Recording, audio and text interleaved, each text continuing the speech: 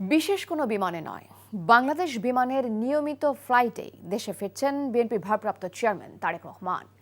25 December বেলা 11:55 বিমানটি দেশের মাটি স্পর্শ করবে।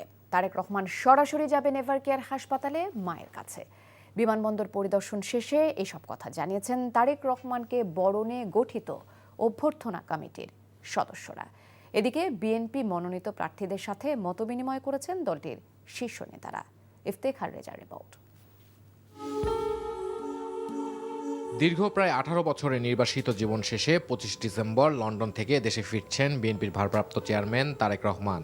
তারেক রহমানের দেশে ফেরা উপলক্ষে গঠিত অভ্যর্থনা কমিটির সদস্যরা হযরত শাহজালাল আন্তর্জাতিক বিমানবন্দর পরিদর্শন করেন, কথা বলেন সিভিল অ্যাভিয়েশন কর্তৃপক্ষের সাথে।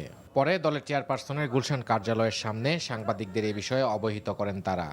বাংলাদেশ বিমানের যেটা নিয়মিত ফ্লাইট, যেটা কমার্শিয়াল ফ্লাইট, সেটাতেই উনি আসছেন এবং সেটার ল্যান্ডিং টাইমটা 11:55 ঢাকা বিমানবন্দরে, 12টাই বলতে পারি। আর নিরাপত্তার বিষয়টি আলাদাভাবে সরকারের সংশ্লিষ্ট মহলের সাথে, সব বিভাগীয় প্রধানদের সাথে আমাদের নিরাপত্তা টিমের যিনি প্রধান এবং অন্যান্য সদস্য আছেন তারা সমন্বয় করছেন বেশ কয়েকদিন থেকে। ইতিহাসের স্মরণীয় জনসমাগম নিশ্চিত করার জন্য আমাদের এই কমিটির নেতৃবৃন্দরা দিনরাত তারা পরিশ্রম করছেন এবং কাজ করে যাচ্ছেন।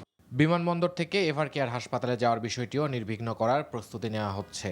আর অবতরণের পর জনসাধারণের সাথে শুভেচ্ছা বিনিময়ের জন্য পূর্বাচল সহ কয়েকটি স্থান নিয়ে ভাবা হচ্ছে। এদিকে আগামী সংসদ নির্বাচনে বিএনপি মনোনীত 100 জন প্রার্থীর সাথে চেয়ারপারসন কার্যালয়ে দ্বিতীয় দিনের মতো মতবিনিময় করে দলের হাইকমান্ড। সর্বকাল একটা কঠিন নির্বাচন হচ্ছে, একটু ব্যতিক্রমী নির্বাচন হচ্ছে, এই ব্যাপারে একটু সচেতন করে দেওয়া, আমাদের কি করণীয় আছে, আমরা কি করব, কিভাবে নির্বাচনে নামতে হবে সেই জন্য ট্রেনিং দেওয়া হচ্ছে।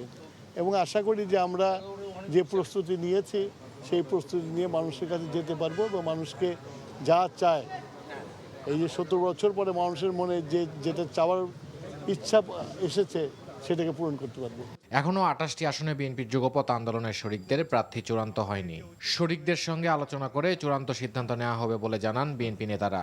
আগামীকাল বা পরশুর মধ্যে শ্রমিকদেরকে যুবপৎ আন্দোলনের শরিকদের জন্য কটি সিট আমরা ছাড়তে পারবো, সেটি আগামীকালকের মধ্যে ফয়সলা হয়ে যাবে।